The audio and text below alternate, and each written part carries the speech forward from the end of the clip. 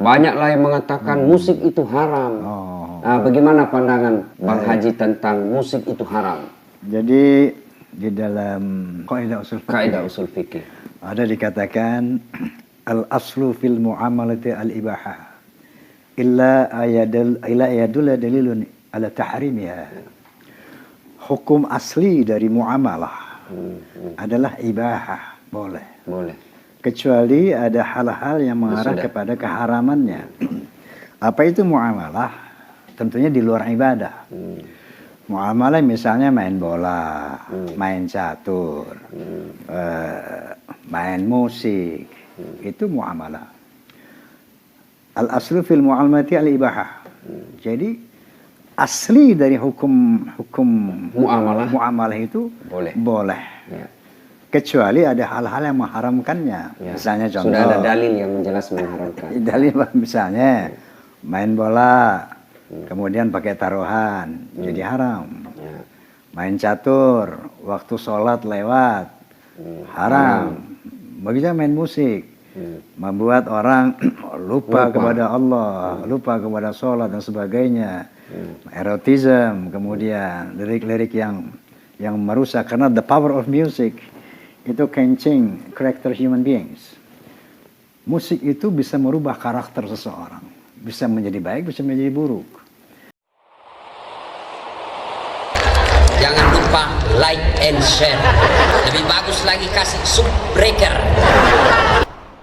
Assalamualaikum warahmatullahi wabarakatuh. Alhamdulillahi rabbil alamin, wa bihi nasta'inu ala umurid dunya waddin. Asyhadu an la ilaha illallah wa asyhadu anna Muhammadan abduhu wa rasuluh. Allahumma salli ala Sayyidina Muhammad wa ala alihi wa sahbihi ajma'in. Amma ba'd. Jumpa lagi dengan saya Das'at Latif.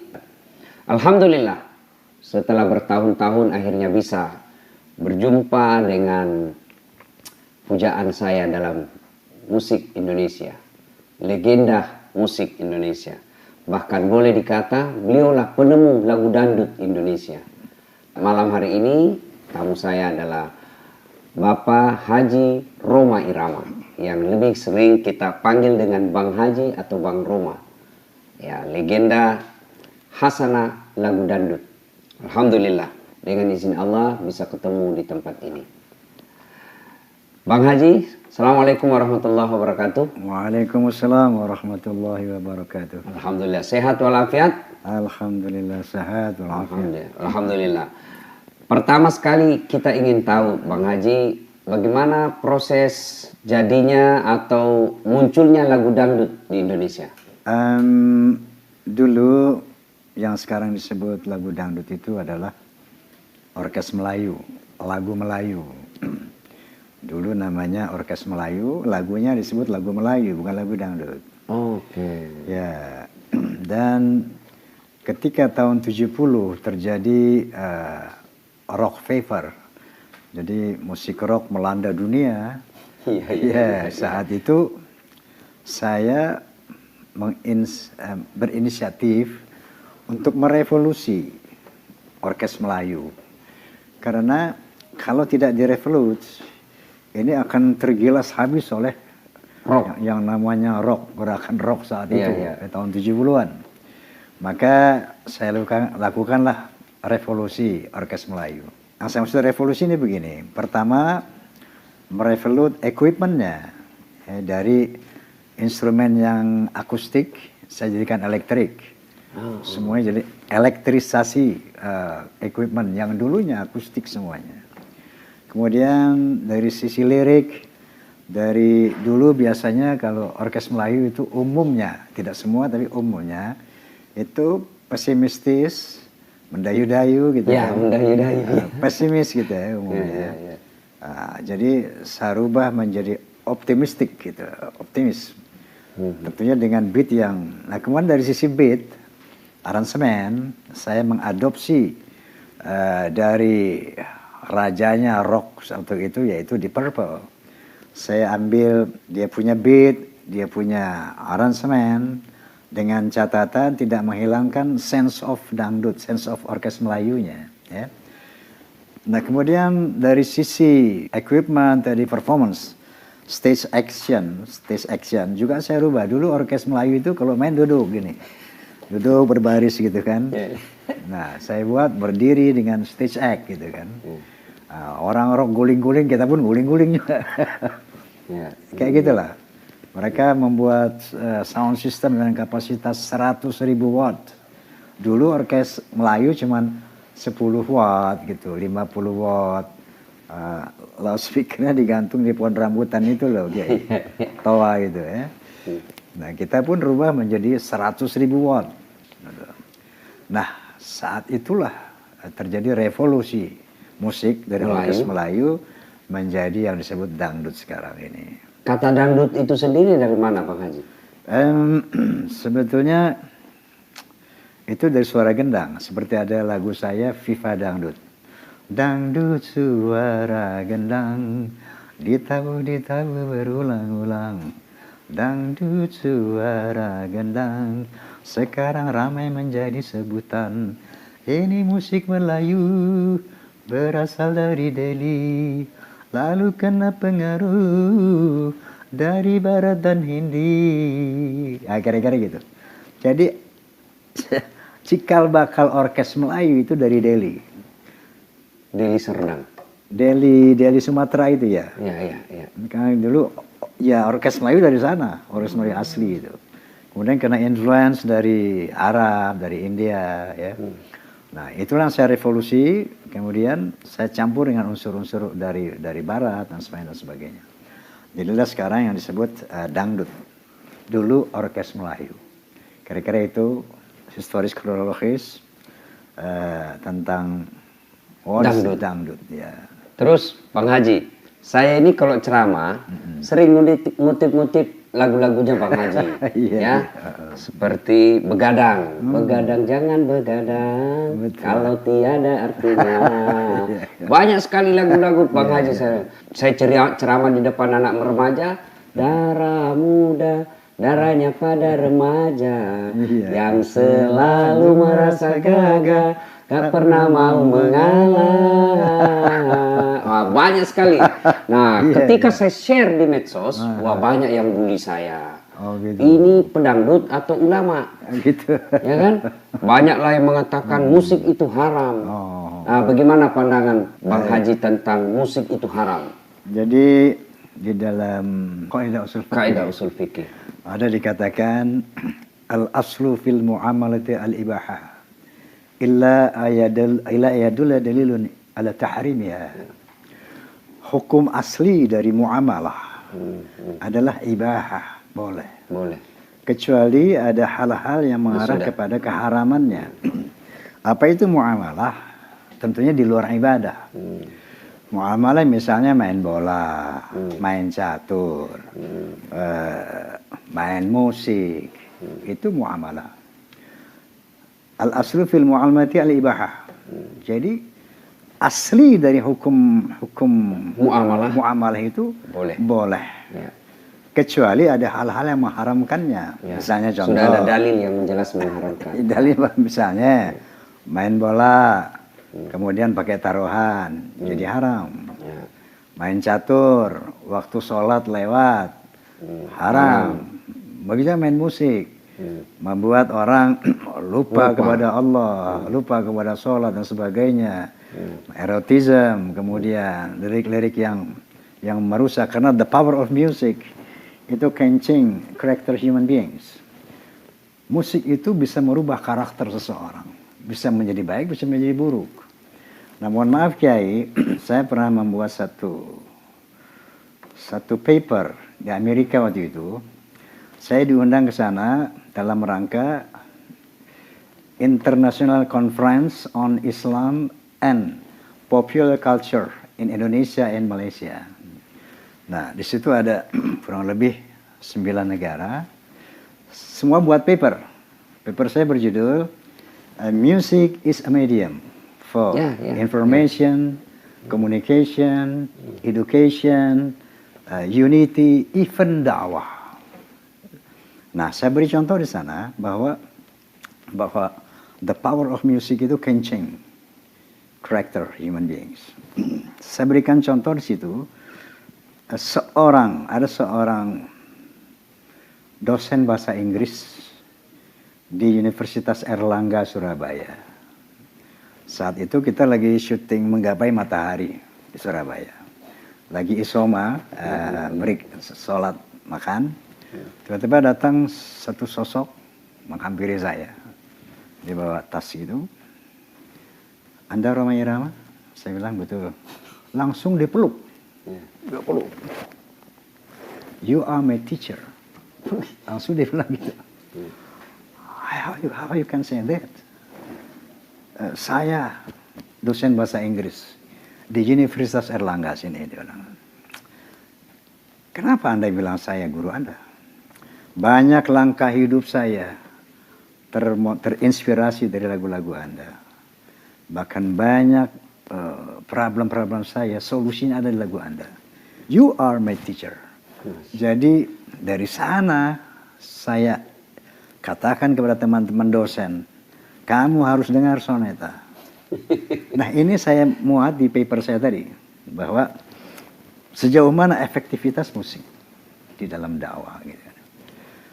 Dan banyak lagi testimoni-testimoni ya, bahwa orang berhenti durhaka kepada ibunya setelah menjalankan keramat, berhenti berjudi setelah mendengar lagu judi. Banyak sekali memberikan testimoni seperti itu ya. Nah, saya melihat bahwa ternyata musik ini it's depend on the musician. Sama seperti the man behind the gun. Ya, senjata ini mau dibuat apa? Kemana ya? Pisau ini mau dibuat apa gitu kan? Jadi seperti itulah. Bahwa kalau kita lihat Al-Quran surat Asy-Syu'ara, hal unabbi'ukum ala man tanazzalu syayatin tanazzalu ala kulli affakin athim aktsaruhum kadhibun, kira-kira begitu. Wa syu'ara'u yattabi'uhumul ghabun alam tara annahum fi kulli wadi yahimun wa annahum yaquluna ma la yaf'alun ila alladhina amanu wa 'amilus shalihat wa dzakarallaha katsira. Jadi kesimpulannya dalam surat Asy-Syu'ara itu, maukah aku beritahu kamu ya Muhammad kepada siapa syaitan itu turun? Dia turun kepada orang-orang pembuat dosa dan pendusta, kira-kira begitu. Wasyu'ara'u yattabi'uhumul ghabun. Para penyair itu yattabi'uhumul ghabun, dia diikuti oleh orang-orang yang sesat. Alam tara annahum fi kulli wadi yahimun. Tidakkah kamu melihat mereka berjalan turun di lembah-lembah? Wa annahum yaquluna ma la yaf'alun. Mereka mengatakan sesuatu yang tidak mereka lakukan. Ilal ladzina amanu wa 'amilus shalihat wa dzakarallaha katsira. Kecuali para penyair yang beriman, yang beramal saleh dan banyak mengingat Allah Subhanahu wa taala. Jadi kira-kira begitu pengetahuan soal musik ini. Ya. Saya kalau orang ketemu yang mengatakan musik itu haram, saya kasih aja lagunya Bang Rhoma.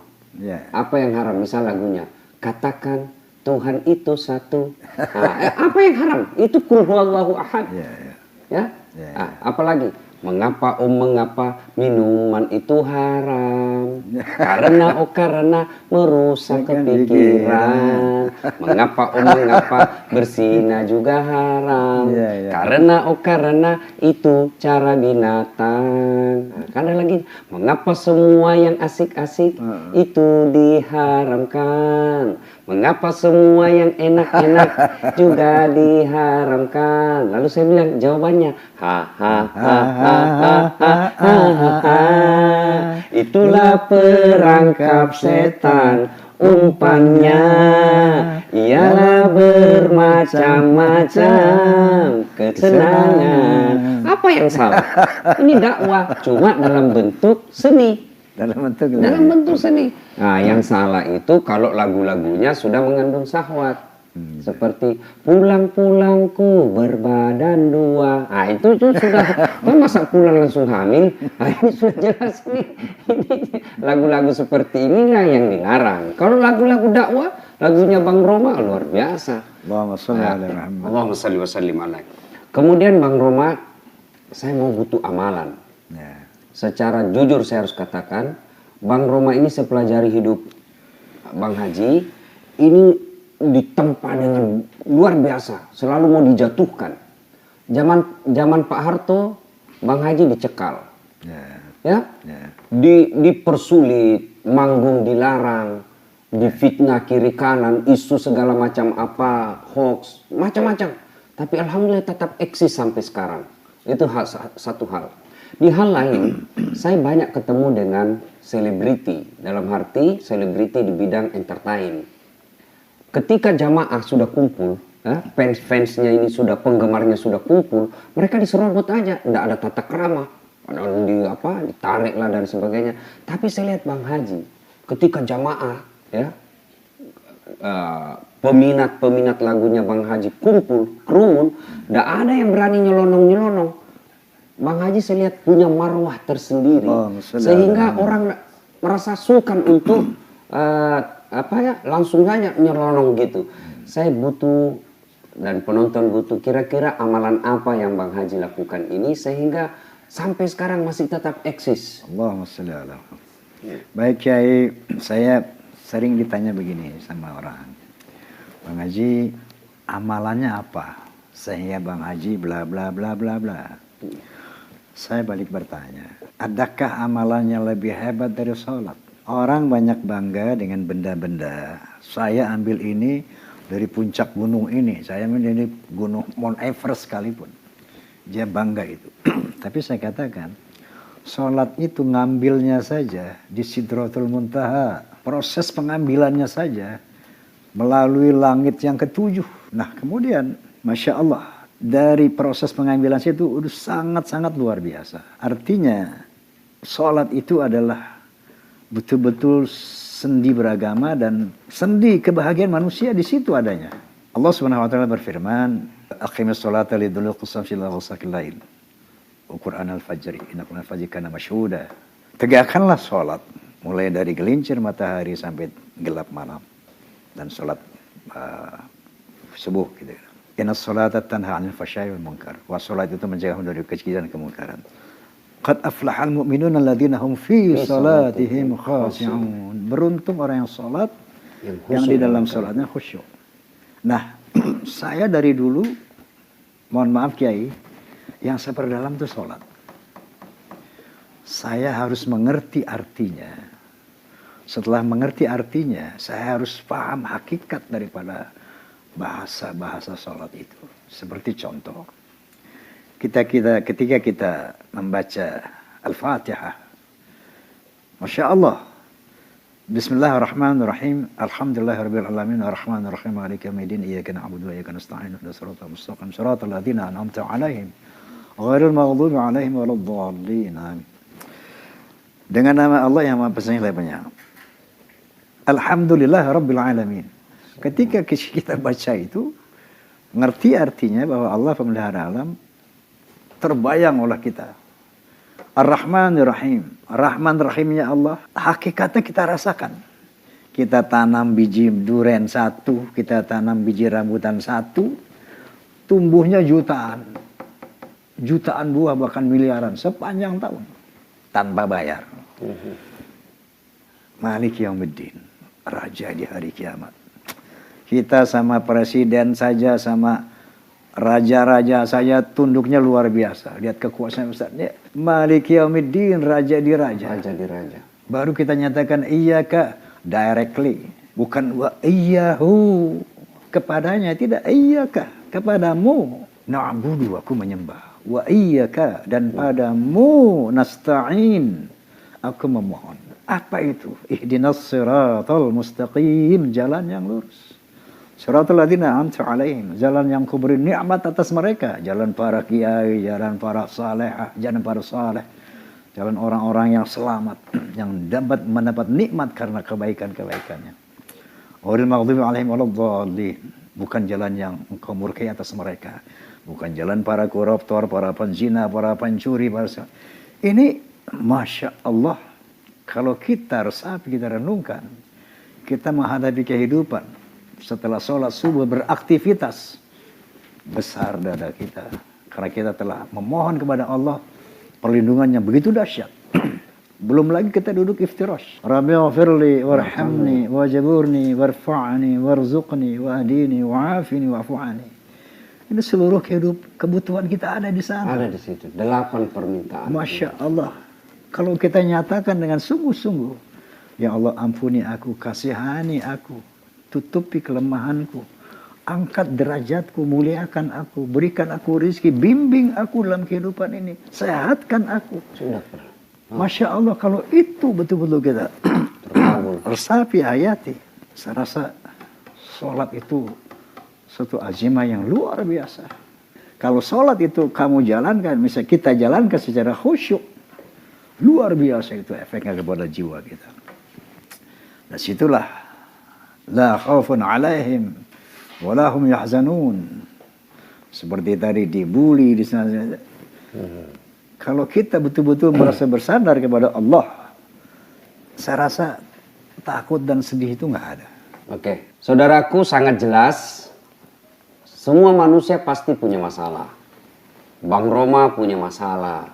Saya Das Atlati punya masalah. Presiden, lebih masalah lagi. Jangankan kita manusia biasa yang hidup di akhir zaman penuh tantangan ini, para nabi dan rasul pun punya masalah. Rasulullah Sallallahu Alaihi Wasallam, manusia paling mulia yang dari bibirnya tidak pernah keluar makian. Alhamdulillah, Allah tidak menjelaskan, Das Ad, kalau ada masalahmu, kau jadi anggota DPR dulu. Ada masalahmu, kau jadi wali kota dulu.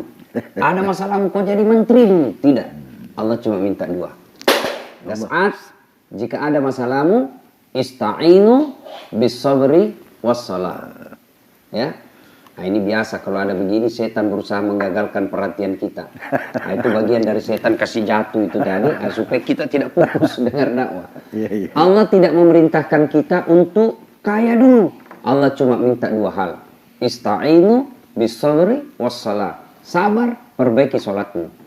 Dan ayat ini secara pribadi telah dibuktikan oleh Bang Haji Roma Irama. Kemudian yang jadi masalah, Bang Haji, ada orang bilang begini, katanya sholat itu mencegah perbuatan keji dan mungkar. Tapi kenapa dia sholat tapi dia juga yang berbuat maksiat? Kan banyak itu koruptor yang sholat. Tapi rasa-rasanya sholat pencitraan. Gimana Bang Haji? Qala ta'ala fa wailul lil musallin alladzina hum fi shalah an salatihim alladzina hum yura'un. Ya. Allah sendiri mengatakan celaka orang yang sholat. Celaka orang yang sholat. Kalau dalam sholatnya sahun itu lalai, tidak konsentrate, riaun, cuman ingin dipuji manusia saja, tendensius kayak gitu. Jelas celaka. Kenapa? Orang yang sholat tidak khusyuk, artinya tidak lillahi ta'ala, dia pasti bisa melakukan kemaksiatan, kemungkaran. Disitulah celakanya. Wailul lil musallin, celaka orang yang sholat yang tidak khusyuk, yang tidak betul-betul menyembah Allah secara sungguh-sungguh, yang cuma formalitas atau cuma ria'un nas, ingin dipuji manusia. Memang secara logika celaka. Kata Kiai tadi, ada orang sholat tapi korupsi juga, ada orang sholat tapi maksiat juga. Karena sholat itu buat dia bukan sesuatu yang astaghfirullahalazim, bukan sebuah pertemuan dengan Tuhannya, dengan Robnya, bukan sebuah permohonan dia dengan Tuhannya, tapi formalitas saja. Jadikan sesuatu yang ya formalitas saja, yang penting kau ada sholat, kau sholat. Itulah yang Allah katakan celaka orang yang sholat seperti ini, pasti celaka. Celakanya kenapa? Dia bisa melakukan kemaksiatan walaupun dia sholat. Tapi sebaliknya, qad aflahal mu'minun alladzina hum fi shalatihim khashi'un. Tapi kalau kamu khusyuk, beruntung. Kenapa beruntung? Itu sholat kan komunikasi 2 arah, Kiai. Jadi kalau kita bilang Rabbi ghafirli, baik aku ampuni kamu, warhamni, aku kasihani kamu. Langsung Allah jawab, tak. Berikan aku rezeki, aku kasih. Tapi likulli syai'in sababa. Melalui proses kausalita, enggak warzukni peluk 10 juta kan nggak gitu. Tapi harus likulli syai'in sababa. Nah, kalau sholat kita seperti ini, maka Allah katakan qad aflah. Beruntung. Beruntungnya kenapa? As-salatu du'a. Ad-du'a silahul mu'min. Sholat itu doa, artinya permohonan. Kalau kita khusyuk, Dijawab. Dan doa itu adalah senjatanya orang Islam. Senjata orang mukmin. Jadi, ud'uni astajib lakum, innallaha la yukhlifu al-mi'ad. Itu sadaqallahul azim. Jadi Bang Haji, profesi Bang Haji ini paling sering bersentuhan dengan waktu-waktu sholat. Betul. Misal konser atau syuting ambil gambar. Zaman dulu tahun 70, 80, 90-an. Ya. Gimana mensiasati atau mendesain waktu agar konsernya itu, karena Bang Haji kalau konser setengah jam itu enggak puas, kita bisa melempar penonton. Ya, enggak cukup waktu. Nah, kalau misalnya sudah masuk waktu sholat bertepatan dengan konser, saya kira Bang Haji bisa tinggalkan acara atau menjamak. Tapi bagaimana dengan penonton? Baik, saya bisa mundur ke belakang ya untuk menjelaskan ini. Tadi saya cerita soal revolusi musik. Ya. Dari orkes Melayu saya revolut menjadi dangdut. Pada saat itu juga, tahun 70 saya melakukan revolusi musik. Tahun 73, jelasnya 13 Oktober tahun 1973, saya melakukan revolusi iman. Jadi saat itu, jadi begini Kiai, ini kalau nggak diceritakan secara detail, nanti jadi bias. Ya. Dulu saya itu waktu main musik, main film ada keresahan di dalam hati saya. Karena saat itu, kenapa sih seniman tuh tarikus sholat, meninggalkan sholat, ya. Waktu-waktu sholat lewat gitu. Terus kenapa sih harus drunk, harus mabuk? Umumnya dulu tuh seniman tuh mabuk. Ya. Mungkin Allah alam kalau sekarang ya. Dulu identik banget. Kenapa harus mabuk-mabukan? Terus kenapa harus pergaulan bebas gitu? Ini yang meresahkan saya. Akhirnya saya berdoa kepada Allah tiap sholat saya, ya Allah, seandainya bakat musik ini hanya memperlebar jalanku ke neraka, tolong hentikan ini. Tolong cabut passion yang kau berikan ini. Tapi saya ini bisa membawa kepada keridhaanmu, bimbing aku ya Allah. Itu doa saya. Nah jadi dari keresahan-keresahan itu, tahun 70 saya dirikan Sonata Group dan revolusi musik, dan 13 Oktober 73 saya revolusi iman istilahnya. Maka saya deklarasikanlah Sonata the Voice of Muslim saat itu. Itu serangan bukan main. Bagaimana mungkin musik mau digabung-gabung dengan Islam? Sonata the Voice of Muslim. Saat itu kita ikrar semuanya. Ini passion kita dari Allah. Bahwa mulai saat ini kita tidak boleh lagi meninggalkan sholat. Kita tidak boleh lagi bla bla bla bla bla. Yang setuju, jabat tangan saya. 1, 2, 3, 4, 7, 8 orang waktu itu. Al-Fatihah. Itu 13 Oktober 73. Sejak saat itu, setiap sholat harus berjamaah. Mau sholat subuh, zuhur, asar, maghrib, touring, di qasar, di jamaah. Seperti berjamaah. Nah, wajib berjamaah. Tidak berjamaah sekian kali, out. Ketahuan drunk, out. Itu seperti itu saya lakukan dari tanggal 13 Oktober tahun 73. Jadi kalau Kiai tanya bagaimana sholat, ya seperti itu. Saya tidak mau tampil di waktu misalnya maghrib, no. Mau jam 6 atau tidak. Apapun yang terjadi, lebih baik saya tidak show kalau harus meninggalkan maghrib gitu. Kecuali kalau di luar saya bisa jamak. Ini di dalam kota mana bisa jamak gitu kan. Kayak gitu, alhamdulillah, summa alhamdulillah, sampai detik ini Allah masih membimbing saya dalam doa saya itu. Bang Haji, seingat saya Bang Haji pernah dicekal oleh pemerintah Soeharto waktu itu. Ya. Kemudian Pak Harto kemudian memberi penghargaan pada Pak Haji. Ya. Kira-kira lagu apa itu waktu itu akhirnya mendapat penghargaan? Begini, boleh cerita politik ya boleh? Ya. Boleh cerita politik? Silakan, ya. Tahun 77, saya itu membackup P3. Bukan menjadi fungsionaris partai, tidak. Tapi membackup. Simpatisan. Simpatisan. Waktu itu ada 3 partai. Ya, PDI, Golkar. P3, PDI, Golkar. Ya. Kenapa saya mengenai P3? Karena P3 lah satu-satunya yang berazas Islam. Asas Islam. Saya merasa punya kewajiban akidah untuk membela Islam. Di P3 lah saya. Begitu tahun berapa itu, tahun 87, diganti semua azas tunggal. Ya, Tidak aja azas tunggal. Ya. Saya pun mundur dari P3, tidak membantu lagi. Ya, karena sudah asasnya sudah lain. Azasnya bukan Islam lagi. Ya. Saya merasa tidak ada kewajiban untuk membela P3, begitu. Nah, kemudian saya netral selama 2 periode kampanye. Kalau nggak salah tahun 82 saya masih di P3, 87, 92 saya absen, tidak mendukung siapapun. Tapi setelah itu 92, 97, nah saya dukung Golkar, Pak Harto, atas permintaan saya sendiri. Kenapa? Saat itu Pak Harto di akhir pemerintahannya melakukan Islamisasi besar-besaran.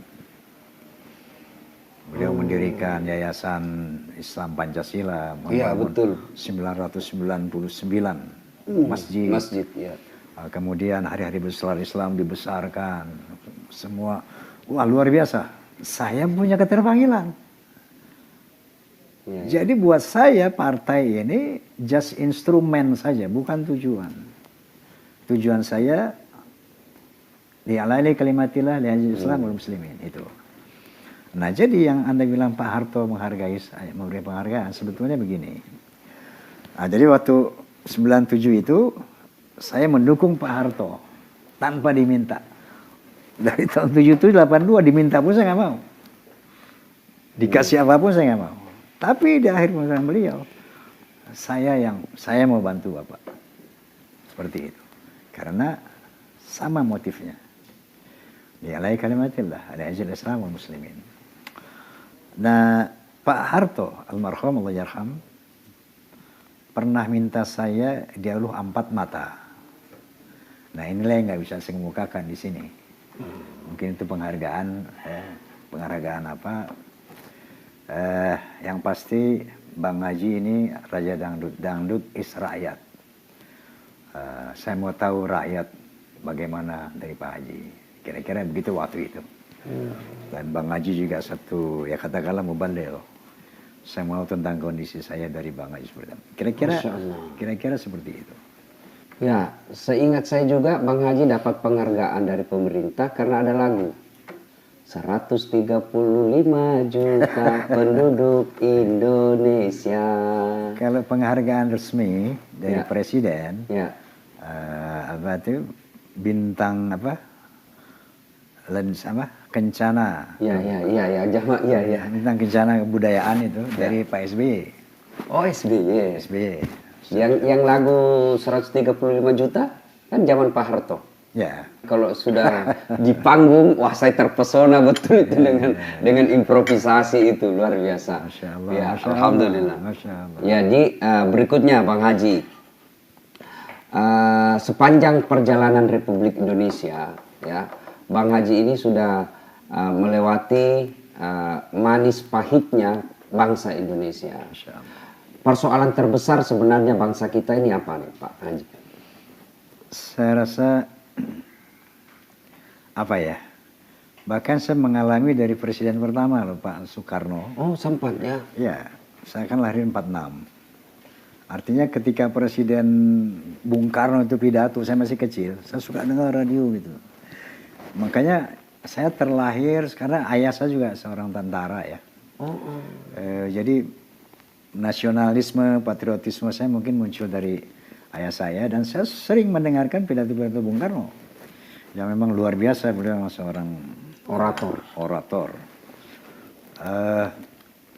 Nah, muncul kepedulian saya kepada bangsa itu sejak kecil, bersamaan dengan keagamaan itu sejak kecil. Maka saya sering bilang seni, politik, agama itu satu nafas dalam kehidupan saya. Agama, seni, politik itu satu nafas. Nah, itu bisa dibuktikan misalnya dari lagu-lagu saya. Di sana pasti ada unsur agama, politik dan sebagainya.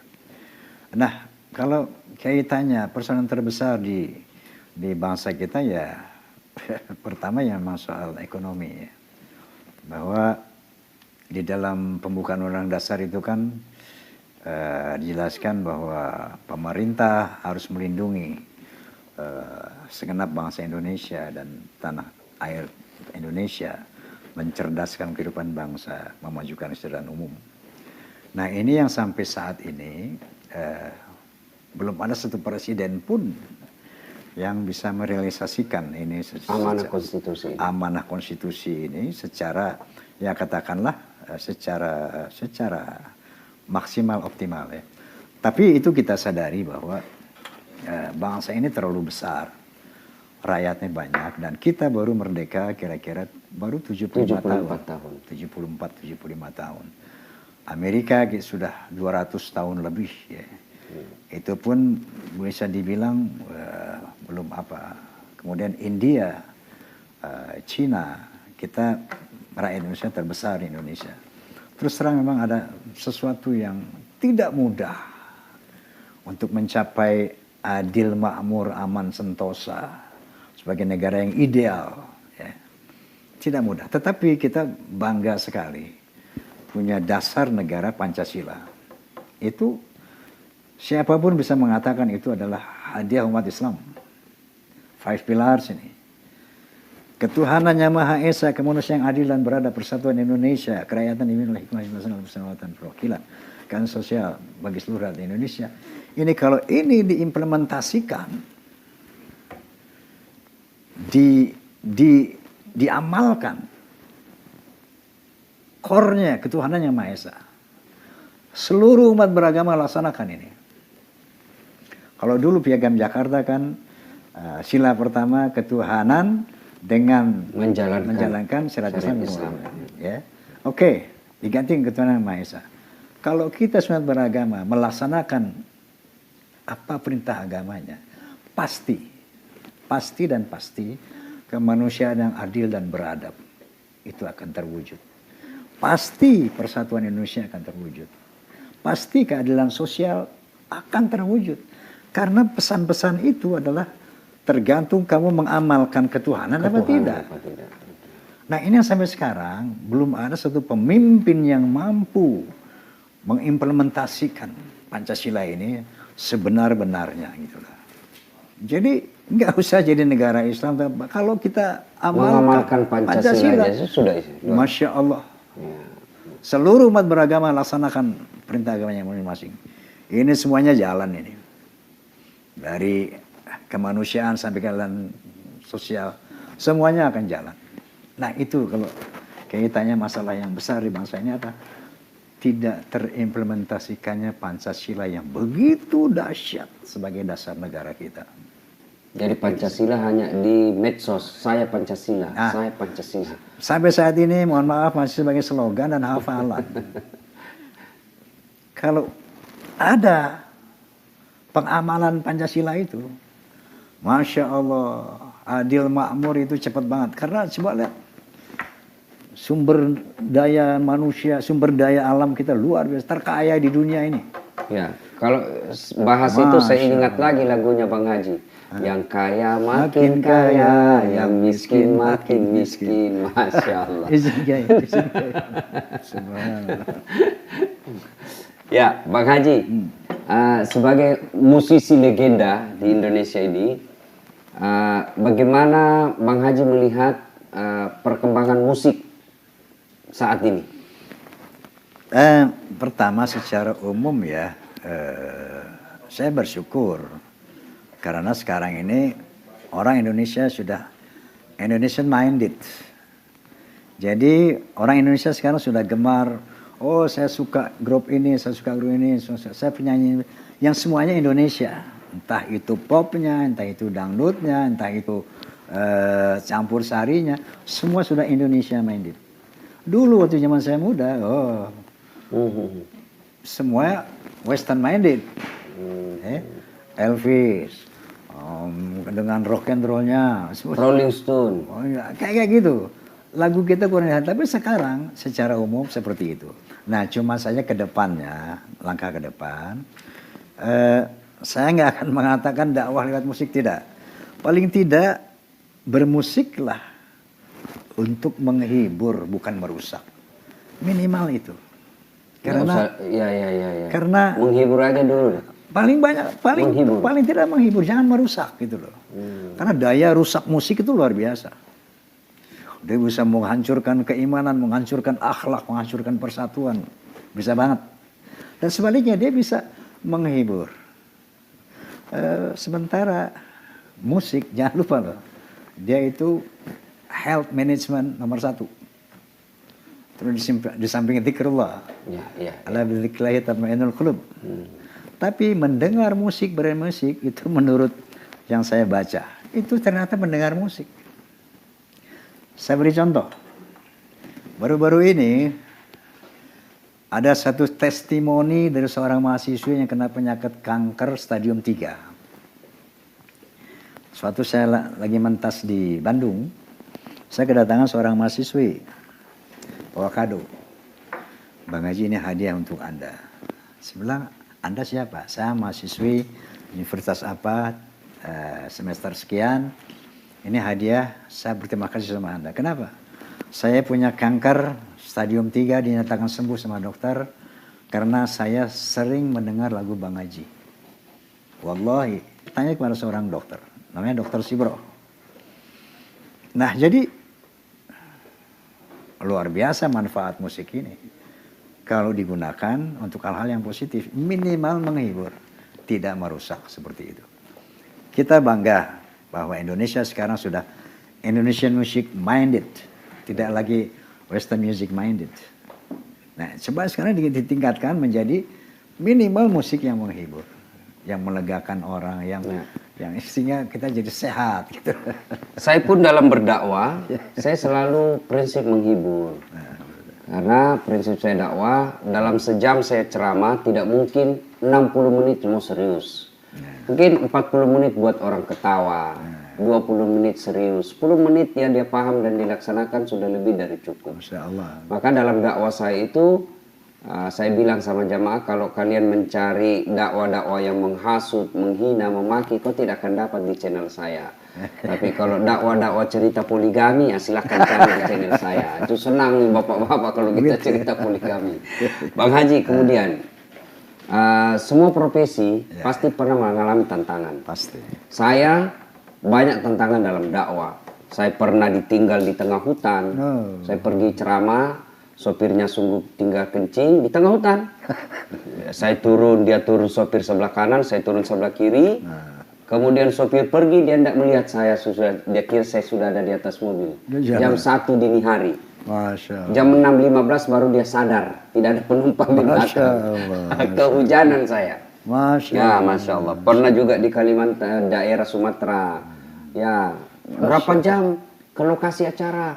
Dari Bandara Jambi ke pelabuhan paling lama nih mobil 1 jam. Dari pelabuhan ke tempat acara paling lama 2 jam pakai speedboat. Dekat sama daerah Kalimantan. Ternyata sampai bukan speedboat, perahu ketinting. Tok. Saya sudah mulai jengkel itu. Ini nipu saya lagi nih. Begitu sudah 3 jam belum sampai. 4 jam belum sampai. Saya bilang, Pak Haji, Bapak bilang tidak sampai 2 jam. Ini sudah hampir 4 jam belum sampai. Dia bilang sebenarnya ini Ustadz 9 jam. Wah, kenapa Bapak bilang cuma 2 jam? Dia bilang kalau saya bilang 9 jam pasti Pak Ustadz tidak mau datang ke sini. Nah, itu banyak sekali tantangan dalam dakwah. Sebagai musisi khas dangdut, kira-kira punya pengalaman yang unik yang bisa diceritakan ke kita nih. Oh, luar biasa, Kiai. Ya. Dulu kan ada istilah perang dangdut sama rock. Perangnya. Bukan hanya perang opini, tapi perang fisik. Oh, sampai perang fisik. Perang fisik itu bagaimana? Saya buat filmnya itu, Menggapai Matahari ada. Jadi kalau pemain rock band rock main, itu dilempari batu sama dangduters. Dangdut main, hujan batu. Pernah saya main di Bandung, nah jadi istilahnya nih, dulu pernah ada konflik pertama dari salah satu band rock yang mengatakan dangdut itu bilang gitu. Saya jawab kan. Sejak itulah sampai fisik ya. Jadi saya mengalami banyak hal yang paling tragis. Saya pentas di Bandung di sarangnya rock ini rock ini ya. Saya nggak sebut namanya Ron. Itu hujan batu orang puluhan ribu. Itu saya ingat betul. Itu pentas ada kolam di depannya, ada besi. Itu besi itu kayak mie. Saking banyaknya orang. Itu waktu hujan batu itu nggak ada orang berani naik, polisi nggak berani naik. Akhirnya saya pasang badan. Bismillahirrahmanirrahim. Allahu Akbar. Saya gitu kan. Allah, saya diam aja. La ilaha illallah. La ilaha. Berhenti sendiri. Itu udah penuh batu, itu nggak parah gitu. Sudah selesai, diam aja. Bisa kami mulai? Besok. Itu saya filmkan itu. Itu kisah nyata itu, kisah nyata. Yang menggapai matahari. Ya kalau nggak salah menggapai matahari ya. Masya Allah. Ya terus Bang Haji, dengan prestasi yang luar biasa, yang tidak semua orang diberikan kesempatan seperti Bang Haji. Muhammad, astagfirullah. Kira-kira apa cita-cita Bang Haji yang belum kecapai sampai sekarang ini? Apa ya, Masya Allah. Terlalu banyak Allah memberikan nikmat kepada saya. Wa in ta'udu ni'matallahi la tuhsuha. Ya saya ingin sekarang ini ingin apa yang di sisa usaha ini bisa melakukan amal jariah. Entah amal jariah itu melalui film, entah melalui musik, entah melalui tabligh. Di sisa usia ini saya ingin sekali tentu husnul khatimah itu saya cita-cita yang kita dambakan semua saya rasa. Husnul khatimah saja. Dan untuk mencapai itu tentunya di samping doa saya berusaha agar setiap karya, setiap langkah, setiap aktivitas itu harus menjadi amal jariah. Wallahu a'lam bishawab. Ya, saudara, zaman saya kecil dulu di kampung, saya sering menonton beliau. Dengan izin Allah, saya berada di tempat ini satu meja untuk berdiskusi dan membagi kebaikan. Betapa terharunya saya bisa bertemu dengan Bang Haji Roba Irama. Lalu saya membayangkan betapa terharunya kelak ketika kita bertemu dengan Muhammad Sallallahu Alaihi Wasallam. Seorang Bang Roma saja sudah menggetarkan hati saya ketika bisa ketemu sosok legenda musik Indonesia yang saya kagumi dan banyak menjadi inspirasi dalam dakwah saya. Saya sudah merasa sangat bahagia. Bagaimana kelak ketika ketemu dengan Rasulullah Muhammad SAW, kasih Allah. Dalam perbincangan sederhana ini, tidak henti-hentinya Bang Roma mengucapkan Allahumma salli ala Sayyidina Muhammad wa ala Sayyidina Muhammad. Menunjukkan kerendahan hati. Menunjukkan pengakuan bahwa kita bisa seperti ini adalah hasil kerja dari Rasulullah SAW. Kita bisa mengenal Islam karena kerja dan usaha yang dilakukan oleh Rasulullah Muhammad SAW. Sehingga pantas ketika Allah perintah puasa, Allah tidak ikut melaksanakan puasa. Ketika Allah perintah kita haji, Allah pun tidak menunaikan ibadah haji. Allah perintah kita sholat, Allah tidak menunaikan ibadah sholat. Tapi ketika Allah perintah kita untuk bersalawat, innallaha wa malaikatahu yusalluna ala nabi. Allah dan para malaikatnya bersalawat kepada Rasulullah Muhammad SAW. Maka wahai orang-orang yang beriman, bersalawatlah kalian kepada Rasulullah dengan sebaik-baik salawat. Sebaik-baik salawat. Maka tidak heran, mari berdakwalah kalian, berdakwalah kita sesuai dengan apa yang kita miliki. Semoga ada manfaat.